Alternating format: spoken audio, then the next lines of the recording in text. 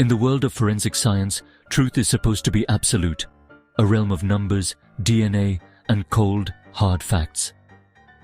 We trust the people in white coats to tell us what happened, piecing together puzzles that baffle everyone else. But what if the hand that holds the evidence is the same one that corrupts it? The story of Daniel Mercer and Karen Holt is a quiet betrayal in a place where integrity is everything. It peels back the curtain on a system we thought was infallible, revealing that even the most controlled environments are vulnerable to human flaws. This scandal didn't just affect a few cases, it sent shockwaves through the entire justice system. How could a killer walk free because of a secret deal made in the shadows? This story is a stark warning. The most advanced technology is only as reliable as the people who operate it. When one of those people breaks the rules, the consequences can echo for years, leaving shattered lives and unanswered questions. In a criminal investigation, the lab technician is often overlooked. They work in the background, surrounded by machinery and the smell of antiseptic, handling evidence with supposed reverence. Their role is built on trust. They are a vital link in the chain of custody. Their reports can send someone to prison or set them free. We rarely think about the person behind the lab coat, assuming they are as objective as the science they practice. The system depends on this blind faith. Results come back from the lab and are accepted as gospel. A match is a match. No match means cleared. To question a lab result is to question the very bedrock of modern forensics. But the case of Daniel Mercer forced everyone to look closer. The unbreakable chain of custody was more fragile than anyone realized, and that realization would change everything. Daniel Mercer was invisible, a quiet, reliable lab technician, blending into the background for over a decade. But beneath his calm exterior, he was drowning in debt, the result of a gambling habit that spiraled out of control. Every day, he faced mounting pressure, creditors, overdue notices, and the constant fear of losing everything. At work, he maintained his methodical demeanor, but inside, he was desperate for a way out. He had access to the one thing that could make or break a criminal case, the evidence. Desperation erodes principles and silences conscience. Daniel was standing on the edge, needing only a small push. He was the perfect target for exploitation, overlooked, desperate, and with access to the heart of the justice system. The push he needed was about to arrive. In the sterile world of the lab, no one suspected the storm brewing beneath his quiet surface. But soon, his double life would collide with someone even more dangerous. The consequences would be catastrophic, and it all started with a chance encounter. Karen Holt was the model nurse, compassionate, adored, and trusted by all. But behind her gentle exterior was a chilling secret. She was a killer. Her victims were the vulnerable patients entrusted to her care. Her methods were subtle, an extra dose here, a hidden injection there, deaths that looked natural. No one suspected the angel of mercy was actually the angel of death. For years, she operated undetected, her public persona the perfect cover. The facility's mortality rate was high, but not enough to raise alarms. Karen was confident in her ability to remain unseen. But even the most careful predator sometimes needs help to cover their tracks. She was about to find the perfect accomplice. The stage was set for a partnership that would shake the foundations of justice, and it began with a simple, calculated approach. Daniel and Karen's paths crossed at a local support group for gambling addiction. Karen, ever the manipulator, was there not for help, but to find someone vulnerable. She saw Daniel, a man in pain, desperate, and working in a position of trust. She learned about his job at the forensic lab and quickly realized his potential value. Karen approached him, offering understanding and a listening ear. She became his confidant, the one person who seemed to truly get it.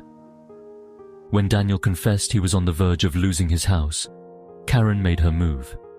She offered a solution.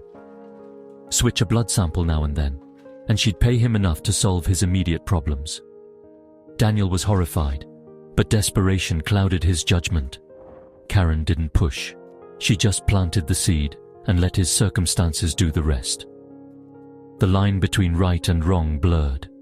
Soon Daniel would make a choice that would change everything. Their secret alliance was born in the shadows of mutual need, and it would leave a trail of devastation. The first switch was the hardest. Daniel's hands shook as he swapped the evidence vial for a clean sample. The process was terrifyingly simple. Unseal, swap, reseal, and forge the log. Over 2 years, this became routine. More than a dozen deaths, each covered up by falsified lab results. Families' suspicions were silenced by the science. Cases were closed, investigations halted, and Karen continued her deadly work, comforting the very families she'd destroyed. Daniel paid off his debts, but became a prisoner of his own conscience and Karen's control. Each falsified report erased a potential murder investigation. Detectives trusted the lab, never suspecting the truth. The deaths at the care facility were written off as tragic, but normal. Daniel's scientific integrity was gone, sold for a few $1,000s. The truth was buried, hidden in the evidence he had helped to corrupt. But secrets like these never stay buried forever. Their scheme unraveled not from a detective's hunch, but a routine clerical audit. A clerk named Sarah, cross-referencing lab logs with courier invoices, found a pattern sample supposedly sent to a non-existent lab, signed by a phantom courier. Every phantom transfer was linked to Daniel Mercer and unexpected deaths at the same care facility. Sarah's persistence turned a minor anomaly into a major investigation. The district attorney's office launched a covert probe, pulling case files and digging into Daniel's finances. They noticed Karen Holt was the attending nurse in every suspicious death. The final piece, exhuming Arthur Finch, the first victim, to compare the evidence sample's DNA to the body. The truth was about to come out. The web of deception was unraveling fast. Investigators connected the dots. 2 lives, 1 deadly conspiracy. The evidence would be undeniable. Justice was closing in, and the reckoning was at hand. DNA results proved the blood in the evidence vial didn't belong to Arthur Finch. It was from a woman whose blood Karen had stolen. The silent switch was exposed. Daniel Mercer was arrested and confessed everything. Karen Holt's arrest shocked the community. The trusted nurse was revealed as a serial killer. Daniel became the prosecution's star witness, detailing the entire scheme. He was convicted of evidence tampering and sentenced to 20 years. Karen was convicted of 15 counts of first-degree murder, sentenced to life without parole. The scandal shattered public trust in the forensic system. Every case Daniel had worked on was reviewed. Lawsuits and questions followed. Forensic labs nationwide overhauled their protocols and oversight. The cost of their choices was measured in lives lost and faith destroyed. The system would never be the same. In the end, this is a story about the human element in science. No matter how advanced our technology, the process relies on people, with all their pressures and weaknesses. The tools of forensic science are impartial, but only as good as the evidence they're given. The chain of custody is only as strong as its weakest link. This scandal forced a reckoning. Blind testing, audits, and checks became the new standard. Trust is essential, but verification is paramount. The pursuit of truth requires vigilance against the quiet temptations that can lead good people astray. Integrity cannot be taken for granted, especially where it matters most. The most unpredictable variable in justice will always be us. And that's the lesson we must never forget.